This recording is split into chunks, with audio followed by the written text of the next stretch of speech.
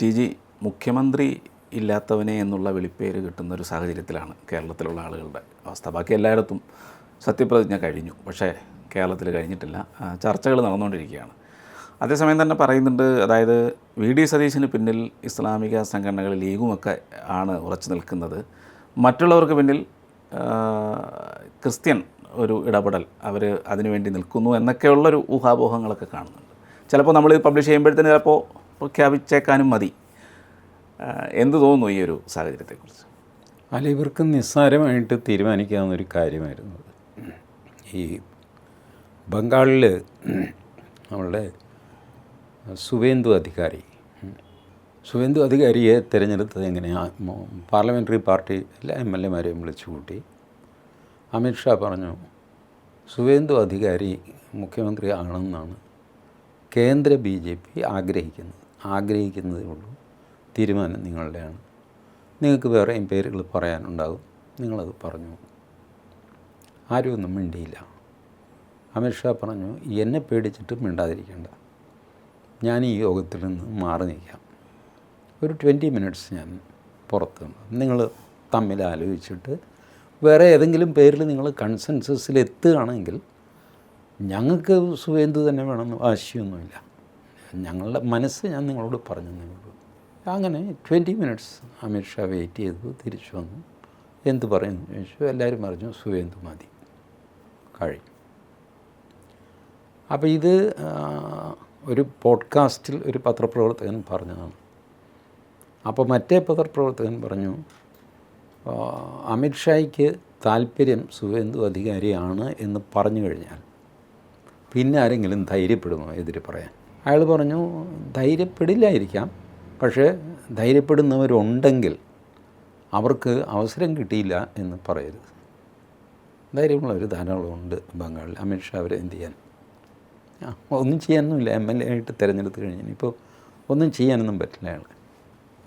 പക്ഷേ ഞാൻ അത് ഓർക്കുന്നത്, ഈ ബാൽ താക്കറെയുടെ ശിവസേന അതിനകത്ത് തിരഞ്ഞെടുപ്പ് ഇല്ലായിരുന്നു. ഇപ്പോൾ ഉണ്ടോയെന്ന് എനിക്കറിയില്ല.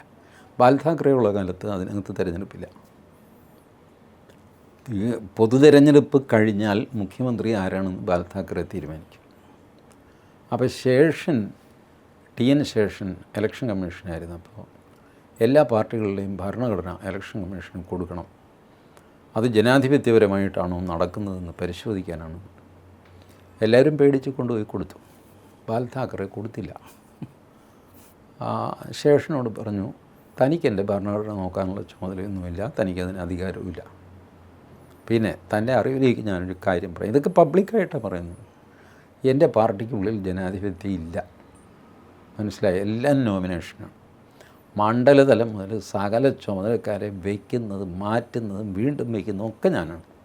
മുഖ്യമന്ത്രിയെ തീരുമാനിക്കുന്നത് ഞാനാണ്, മറ്റ് മന്ത്രിമാരെ തീരുമാനിക്കുന്നത് ഞാനാണ് സർവം. ഞാനിങ്ങനെ ഏകാധിപതിയായിട്ട് ഈ പാർട്ടിയിൽ ഉള്ളതുകൊണ്ടാണ് ഈ പാർട്ടിക്ക് ജനാധിപത്യ പ്രക്രിയയിൽ ഇടപെടാൻ പറ്റുന്നത്. ഉള്ളിൽ അച്ചടക്കമുള്ളവന് മാത്രമേ പുറത്ത് ജനാധിപത്യം ഭംഗിയായിട്ട് കൊണ്ടു നടക്കാൻ പറ്റുള്ളൂ. ഉള്ളിൽ വഴലൂർ ദേവസ്വമായിട്ട് കിടക്കുന്നവൻ പുറത്ത് പോയി കഴിഞ്ഞാൽ അതിലും വലിയ കച്ചറയുണ്ടാക്കും. ഇങ്ങനെയാണ് ജനാധിപത്യം നിലനിൽക്കുന്നത്. അത് ശേഷൻ ആദ്യം മനസ്സിലാക്കണം, ഇങ്ങോട്ട് ഭരിക്കാനൊന്നും വരേണ്ടത്. ശേഷനൊന്നും മിണ്ടിയില്ല, കാരണം ബാൽ താക്കറെ അങ്ങനെയാണ്. അപ്പോൾ ഇത് ഈ ചില കാര്യങ്ങൾ നമ്മൾ ഏകാധിപത്യം എന്ന് പറയുമെങ്കിലും ഏകാധിപത്യമല്ല, അത് അച്ചടക്കമാണ്. ക്ലാസ്സിൽ കലവിൽ വെച്ചുകൊണ്ടിരിക്കുന്ന പിള്ളേർ അധ്യാപകൻ വന്ന് മേശപ്പുറത്ത് ചൂരിൽ കൊണ്ട് ഒറ്റ അടിയടിക്കുന്നു, എല്ലാവരും നിശബ്ദരാകുന്നു. ഇത് ഏകാധിപത്യമാണ്? അല്ല, അത് അച്ചടക്കമാണ്. എങ്കിലേ ആ ക്ലാസ് മുന്നോട്ട് പോവുകയുള്ളൂ. അവിടെ സാറിനെ വെല്ലുവിളിക്കും, വിദ്യാർത്ഥികളുടെ ഇടയ്ക്ക് വോട്ടെടുത്തിട്ട് ഞങ്ങൾ ചെയ്യും എന്നൊക്കെ പറഞ്ഞാൽ ക്ലാസ് നടക്കില്ല. അപ്പോൾ അച്ചടക്കവും ഏകാധിപത്യവും തമ്മിലൊരു വ്യത്യാസമുണ്ട്. അത് BJPക്കാർക്ക് അറിയാം. കോൺഗ്രസ്സിന് അതറിയാമെങ്കിലും അതനുസരിക്കാൻ അവർ തയ്യാറല്ല. കോൺഗ്രസ്സിൽ ഇത് ചെയ്യാം. Day 1 രാഹുൽ ഗാന്ധി പറയുകയാണ്, KC വേണുഗോപാലാണ് എൻ്റെ മനസ്സിൽ മുഖ്യമന്ത്രിയായിട്ട്. നിങ്ങൾക്ക് വേറെ ആരെങ്കിലും ഉണ്ടെങ്കിൽ പറഞ്ഞോ. ആരെങ്കിലും ധൈര്യപ്പെടുമോ വേറൊരു പേര് പറയാൻ? അവിടെ വെച്ച് തീരെയില്ല പ്രശ്നം. പക്ഷേ അതിങ്ങനെ ഇട്ട് കറക്കി നാട്ടി, അത് കോൺഗ്രസിൻ്റെ ഒരു ശൈലിയാണ്. അതുകൊണ്ടാണ് ഞാൻ പറയുന്നത് 6 മാസത്തിനകം ജനം മടുക്കും ഈ മന്ത്രിസഭയിൽ. ഇപ്പോൾ ഇത്രയും ദിവസം ഈ മന്ത്രിസഭയില്ല, നമ്മുടെ ജീവിതത്തിന് വല്ല കുഴപ്പമുണ്ടായോ? ഈ സാധനം അത്ര വലിയ ആവശ്യമൊന്നുമില്ല മനുഷ്യന് ജീവിക്കാനായിട്ട്. ഭരണം സ്തംഭിച്ചു. എന്ത് സ്തംഭിച്ചു? എന്താ സംഭവിച്ചത്? ബ്യൂറോക്രസി അവിടെ തന്നെ ഉണ്ട്. ജില്ലാ കളക്ടറുണ്ട്, തഹസിൽദാരുണ്ട്. ഇപ്പോൾ ആരുടെയെങ്കിലും പെൻഷന് എന്തെങ്കിലും തടസ്സമുണ്ട്, അതിപ്പോഴും നിങ്ങൾക്ക് കളക്ടറെ കണ്ടിട്ട് അത് ത്രൂ ആക്കാവുന്നതേ ഉള്ളൂ. അതിന് മന്ത്രിയൊന്നും വേണ്ട. അപ്പോൾ മന്ത്രിസഭ, നിയമസഭ എന്നൊക്കെ പറയുന്നത് ഭരണഘടനാപരമായ ഒരു ഭാരമാണ് ജനങ്ങളിൽ. അത് ഈ ഗവേണൻസ് കുറയും തോറും മനുഷ്യരുടെ സ്വാതന്ത്ര്യം കൂടും. ഇപ്പോൾ ഗവേണൻസ് ഇല്ല എന്നുള്ള അവസ്ഥയാണ്. മനുഷ്യർക്ക് സ്വാതന്ത്ര്യമായി. ഇപ്പോൾ ഏതായാലും മന്ത്രിമാരുടെ വണ്ടി, അതിൻ്റെ ചിലവ്, ഇതൊക്കെ ഒന്ന് കുറഞ്ഞ പക്ഷേ അത്രയും പെട്രോളും ഡീസലും ഒക്കെ മിച്ചം വയ്ക്കാം ഇത്രയും ദിവസത്തേക്കെങ്കിലും. അത് എത്ര ലിറ്റർ വരുമെന്ന് വായിച്ചത്തിൻ്റെ വിചാരം. ഭീകരമായ ചിലവല്ലേ അത്. അപ്പോൾ അതൊക്കെ സർക്കാരിൻ്റെ ചിലവ് ചുരുക്കൽ നയത്തിനും ഇത് നല്ലതാണ്. ഇത് കുറച്ചുകൂടെ നീട്ടിക്കൊണ്ടുപോയാലും വിരോധമൊന്നുമില്ല. 23 വരെ ഡേറ്റ് ഉണ്ട് എന്നാരും പറഞ്ഞത്. നിയമപരമായിട്ട് 23-ാം തീയതി വരെ നീട്ടിക്കൊണ്ട് പോട്ടെ. ചാനലുകൾക്കും ഒരു ഇത് വേണ്ടേ, വാർത്ത വേണ്ടേ? ഇപ്പോൾ ഇതിട്ട് അലക്കിയിട്ട് ചാനലുകൾ ചേരിതിരിഞ്ഞാണ് ഇപ്പോൾ നിൽക്കുന്നത്, ശ്രദ്ധിച്ചില്ലേ? ഏഷ്യാനെറ്റ്, മനോരമ വി ഡി സതീശന് വേണ്ടിയിട്ടാണ് സംസാരിക്കുന്നത്. ആങ്കർമാർ വി ഡി സതീശൻ്റെ ഭാഗമാണ്. വി ഡി സതീശന് ഇന്ന നെഗറ്റീവ്സ് ഉണ്ട് എന്ന് പാനൽ ചർച്ചയിൽ ആരെങ്കിലും പറയാൻ ശ്രമിച്ചാൽ അയാളെ ആങ്കർ അങ്ങ് ആക്രമിക്കും. ഏഷ്യാനെറ്റിലെ സുരേഷ് കുമാർ ഭീകരമായിട്ട് അങ്ങേർക്ക് ദേഷ്യം വരും വി ഡി സതീശനെതിരെ ആരെങ്കിലും സംസാരിച്ചാൽ. എന്താണ് ഇങ്ങനെ ചെയ്യുന്നതെന്ന് പറയുമ്പോൾ, അല്ല എനിക്ക് ഇതിനകത്ത് താല്പര്യമൊന്നുമില്ല എന്നൊക്കെ പറയുകയും ചെയ്യും. ബട്ട് സുരേഷ് കുമാറിൻ്റെ ശരീരഭാഷയിൽ, വിനു വി ജോണിൻ്റെ, ഈ സിന്ധു സൂര്യകുമാറിൻ്റെ, ഇവരുടെയൊക്കെ ശരീരഭാഷയിൽ വി ഡി സതീശനോടുള്ള സപ്പോർട്ട്, ചായ്വ് വ്യക്തമായിട്ട് കാണാം. മനോരമയെ അതുപോലെ തന്നെ. കെ സി വേണുഗോപാലിൻ്റെ കൂടെയാണ് ബിഗ് ടി വിയാണ് വി ഡി സതീശൻ്റെ വീഡിയോ പുറത്തുവിട്ടത്. വി ഡി സതീശൻ മംഗലാപുരത്ത് പോയി. അത് മറ്റൊരു ചാനലും തൊട്ടില്ല, ശ്രദ്ധിച്ചോ? കാരണം മറ്റ് ചാനലുകളെല്ലാം മീഡിയ വൺ അടക്കം വി ഡി സതീശൻ ഭാഗത്താണ്. റിപ്പോർട്ടറാണ് വേണുഗോപാൽ അയാൾ എന്താ എന്നൊക്കെ ചോദിച്ചിങ്ങനെ എങ്ങും തൊടാതെയൊക്കെ നിൽക്കുന്നത്. കാരണം ബേസിക്കലി അവർ പിണറായി വിജയൻ്റെ ആൾക്കാരാണ്, അവർക്കിതിൽ താല്പര്യമില്ല. പിന്നെ ഈ വഴക്ക് വർദ്ധിക്കട്ടെ എന്ന് വിചാരിച്ചിട്ട് ചില വാർത്തകളൊക്കെ ചെയ്യുന്നേ ഉള്ളൂ. സ്റ്റിൽ ബിഗ് ടി വിയുടെ ആ വാർത്ത ഇവർ റിപ്പോർട്ടർ ചാനൽ പിക്കപ്പ് ചെയ്യുമെന്ന് ഞാൻ വിചാരിച്ചു, ചെയ്തില്ല. അപ്പോൾ നമ്മളുടെ LDF convener Ramakrishnan, T P Ramakrishnan ഇന്നലെ പത്രസമ്മേളനം നടത്തിയിട്ട് ഈ വീഡിയോയിൽ വന്നിരിക്കുന്ന കാര്യങ്ങൾക്ക് കോൺഗ്രസ് സമാധാനം പറയണം. ഈ വീഡിയോ സത്യമാണോ എന്നെനിക്കറിയില്ല, വീഡിയോയിൽ പറഞ്ഞ കാര്യം എന്തിന് ചെയ്തു എന്നെനിക്കറിയില്ല. ഞാനായിട്ട് ഒരാരോപണവും ഉന്നയിക്കുന്നില്ല, പക്ഷേ പുറത്തു വന്ന വീഡിയോയെപ്പറ്റി കോൺഗ്രസ് പ്രതികരിക്കണം എന്ന് പറഞ്ഞു. എന്നിട്ട് ആ പത്രസമ്മേളനം, LDF കൺവീനറിൻ്റെ പത്രസമ്മേളനം മറ്റ് ചാനലുകൾ ബ്ലാക്ക് ഔട്ട് ചെയ്തു, ബിഗ് ടി വി മാത്രം കാണിച്ചു. ചാനലുകളൊക്കെ ഉണ്ടായിരുന്നു രാമകൃഷ്ണൻ്റെ മുമ്പിൽ, പക്ഷേ അവർ കവർ ചെയ്തില്ല. അത്ര വലുതാണ് വി ഡി സതീശന് മീഡിയയിലുള്ള ഗ്രിപ്പ്. ഈ ഗ്രിപ്പാണ് മറ്റുള്ളവരെ ദേഷ്യപ്പെടുന്നത്. പടനായകൻ, എന്ത് പടനയിച്ചു ഇന്ന് ചെയ്യുന്ന വി ഡി സതീശൻ ഒരു മാധ്യമ സൃഷ്ടിയാണ് എന്ന് കോൺഗ്രസ്സിലെ ഉത്തരവാദപ്പെട്ടവർക്ക്, തലയ്ക്ക് വിളവുള്ളവർക്കൊക്കെ അറിയാം. ഒരു മാധ്യമ സൃഷ്ടിയാണ് വി ഡി സതീശൻ, അല്ലാതെ അതിനപ്പുറം ഒന്നുമില്ല. വി ഡി സതീശൻ എന്താ കേരളം മൊത്തം നടന്ന് തെരഞ്ഞെടുപ്പ് പ്രചരണം നടത്തിയോ? ഇല്ല, ഇവരാരും ചെയ്തില്ല. വി ഡി സതീശൻ പറവൂര് കിടന്ന് വെള്ളം കുരുകയായിരുന്നു. കഴിഞ്ഞ തവണത്തെ ഭൂരിപക്ഷം ഇല്ല ഇത്തവണ വി ഡി സതീശൻ. ജയിച്ചത് ഭാഗ്യം, ആ ഓളത്തിലങ്ങ് ജയിച്ചു പോയാൽ ചിലപ്പോൾ തോറ്റുപോയാൻ.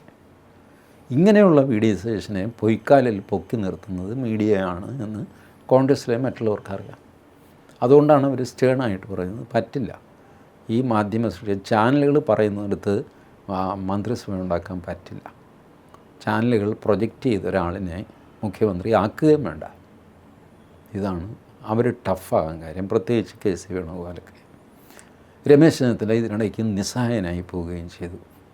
കാരണം രമേശ് ചെന്നിത്തലയ്ക്കും മാധ്യമ ബന്ധങ്ങളുണ്ട്. പക്ഷേ മാധ്യമങ്ങൾ ഔട്ട് ആൻഡ് ഔട്ടായിട്ട് സതീശൻ്റെ പിന്നാലെയാണ്. ഇപ്പോൾ രമേശ് പിന്നെ എന്ത് ചെയ്യും? മാധ്യമങ്ങൾക്കെതിരെ സംസാരിക്കാൻ ഒരു കോൺഗ്രസ്സുകാരനും ധൈര്യമില്ല. കാരണം എല്ലാവരും ഇവരുടെ ദയാദാക്ഷിണ്യത്തിൽ, കേരളത്തിലെ രാഷ്ട്രീയക്കാരും മുഴുവൻ ടി വി ചാനലുകളുടെ ദാക്ഷിണ്യത്തിൽ ഇങ്ങനെ തിളങ്ങി നിൽക്കുന്നവരാണ്. അതുകൊണ്ട് ആരും ടി വി ചാനലുകളെ കുറ്റം പറയില്ല. അപ്പോൾ അങ്ങനെ ഇപ്പോൾ ചാനലുകൾ ഇങ്ങനെ ഇട്ട്, ഇത് ഡൽഹിയിലുള്ളവർക്ക് ഇതൊന്നും പ്രശ്നമല്ല. കേരളത്തിലെ ഏഷ്യാനെറ്റിൽ വരുന്ന വാർത്ത ഡൽഹിയിൽ നിസ്സാരമാണ്. 3 ദിവസം നമ്മൾ ഡൽഹിയിൽ താമസിച്ചു കഴിഞ്ഞാൽ കേരളം പിന്തള്ളിപ്പോവും, നമ്മളുടെ പ്രിയോറിറ്റിയിൽ പിന്തള്ളിപ്പോവും. അത്ര വലിയ സംഭവമാണ് ഡൽഹി. ഇവിടെ ഈ മസിൽ പിടിപ്പിക്കുന്ന ആൾക്കാർ ഡൽഹിയിൽ പോയി കഴിഞ്ഞാൽ പട്ടി പോലും തിരിഞ്ഞു നോക്കാനുണ്ടാവില്ല. അപ്പോൾ ഡൽഹിക്കാർ അവരുടേതായ നിഗമനത്തിലെത്തി. അവർക്ക് KC വേണുഗോപാലിനെ ഡൽഹിയിൽ നിന്ന് ഒഴിവാക്കണം. വായിച്ചിട്ട് ആലോചിച്ചു, ചുമ്മാ ഇറങ്ങിപ്പോടുമെന്ന് പറയാൻ പറ്റും. ഒരു മാന്യമായൊരു സ്ഥാനം കൊടുക്കണ്ടേ? അപ്പോഴാണ് കേരളം വരുന്നത്. അപ്പോൾ ഇപ്പോൾ പറ്റിയ സമയം. ഇവർ പറയുന്നില്ലേ, MP മാരാരും മത്സരിക്കേണ്ടെന്ന് പറഞ്ഞു. അങ്ങനെ ഒരു തീരുമാനം കേന്ദ്രമെടുത്തു. എന്നിട്ട് ഇപ്പോൾ MP ആയ ആളിനെ മുഖ്യമന്ത്രിയാക്കാൻ പോകുന്നു. ഒരു അധാർമികതയില്ല. രാഷ്ട്രീയത്തിൽ ഓരോ സിറ്റുവേഷൻ ഓരോ തീരുമാനം എടുക്കുന്നു. അത് കഴിയുമ്പോൾ വേറൊരു സിറ്റുവേഷൻ വരുന്നു, അവിടെ ഒരു തീരുമാനം എടുക്കുന്നു. പഴയ തീരുമാനം ഇവിടെ എടുത്തു കഴിഞ്ഞാൽ ശരിയാവില്ല. ഇവിടെ ഇപ്പോൾ അവർക്ക് KC വേണുഗോപാലിനെ ഡൽഹിയിൽ നിന്ന് മാറ്റണം. അവിടെ വേറൊരു ജനറൽ സെക്രട്ടറിയെ വയ്ക്കേണ്ട സമയമായി. ഇവിടെ ഒരു നല്ലൊരു വേക്കൻസിയുണ്ട്. സോ KC വേണുഗോപാലിനെ അവരിങ്ങോട്ട് വിടുന്നു. അതിൽ തെറ്റെന്താ? അല്ല, അപ്പോൾ നേരത്തെ തീരുമാനിച്ചു. അതിനു മുമ്പ് വേറെ വെറുതെ തീരുമാനിച്ചിട്ടുണ്ട്. CLPയിൽ വോട്ട് കിട്ടുന്ന ആൾ വേണം മുഖ്യമന്ത്രിയാകാൻ എന്ന് തീരുമാനിച്ചിട്ടുണ്ട്. ഒരു CLPയും ഇല്ലാതെ ഇന്ദിരാഗാന്ധിയുടെ കാലത്ത് അവർ വന്നിട്ട് പുറകിലിരിക്കുന്ന ആൾ നിങ്ങളാണ് മുഖ്യമന്ത്രി, ഇങ്ങനെയും പറഞ്ഞിട്ടുണ്ട്.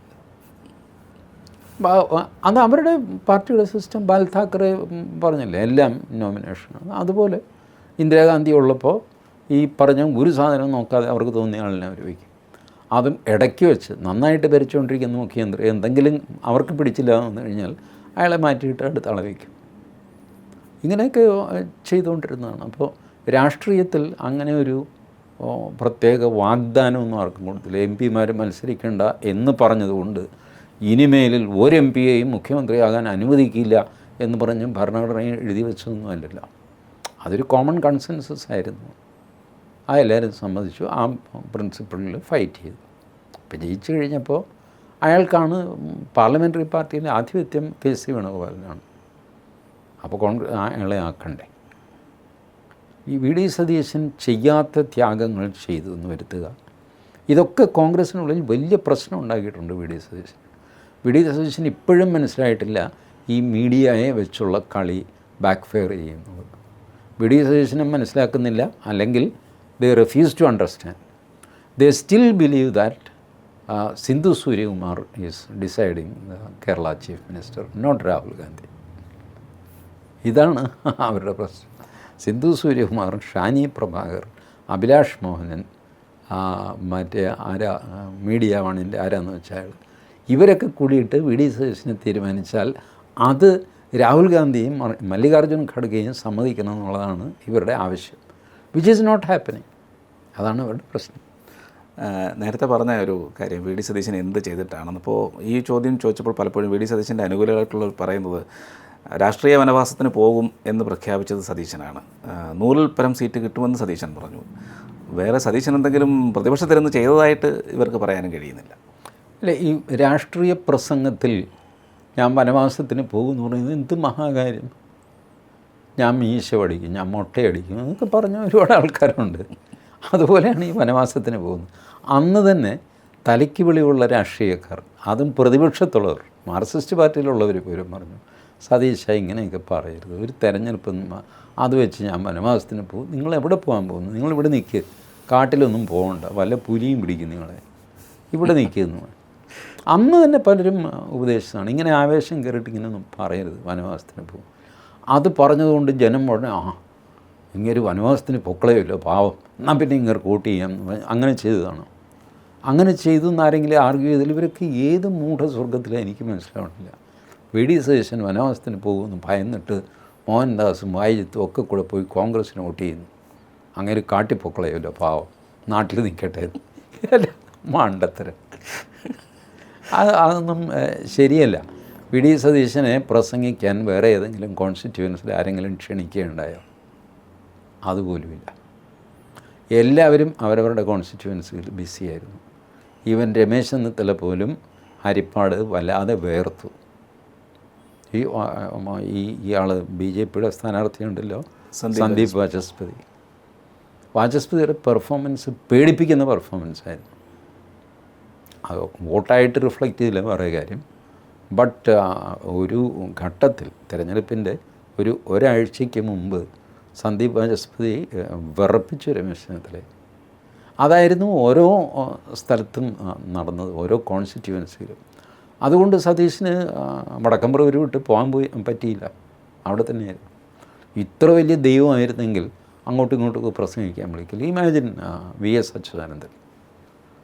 അച്യുതാനന്ദൻ മത്സരിക്കുന്ന സ്ഥലത്ത് മാത്രമാണ് പ്രസംഗിച്ചുകൊണ്ടിരുന്നത്. അല്ല, അങ്ങനെ കേരളം മൊത്തം ഒരു സ്റ്റാറായിരുന്നു. Whether we like him or not. ആ മനുഷ്യൻ്റെ പ്രസംഗവും ക്യാമ്പയിനും എല്ലാവരും ആഗ്രഹിച്ചു. VS വരാത്ത സ്ഥലത്ത് VSൻ്റെ ഫോട്ടോ വെച്ചു, ഫ്ലക്സ് വെച്ചു, ഇങ്ങനെയൊക്കെ ചെയ്തു. ആ VS ആണ് താനെന്ന് VD സതീശൻ തെറ്റിദ്ധരിച്ചിരിക്കുന്നു. എന്നിട്ട് VSന് വേണ്ടി പണ്ട് ആൾക്കാർ നിരത്തിലിറങ്ങി, എനിക്ക് വേണ്ടി ഇപ്പോൾ താൻ നിരത്തിലിറങ്ങി. അന്ന് അച്യുതാനന്ദന് സീറ്റ് കിട്ടി, ഇന്ന് തന്നെ മുഖ്യമന്ത്രിയാക്കുക. ഈ equation is not going to work sir. അതന്ന് VSന് വേണ്ടിയിട്ട് അങ്ങനെ സംഭവിച്ചു എന്നേ ഉള്ളൂ.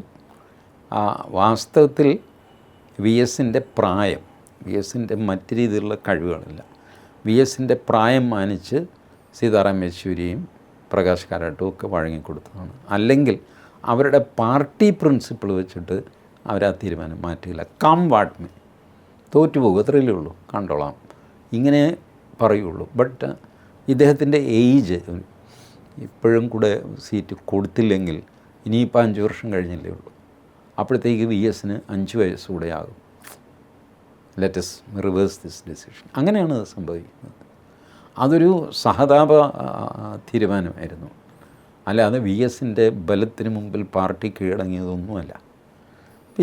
ഇതൊന്നും മനസ്സിലാക്കാതെ VD സതീശൻ VS ആവാൻ ശ്രമിക്കുന്നു, ദയനീയമായിട്ട് പരാജയപ്പെടുന്നു. ലീഗിൻ്റെ പിന്തുണ, അങ്ങനെ ഒരു പ്രശ്നം കൂടെ അവിടെ വരുന്നുണ്ട്.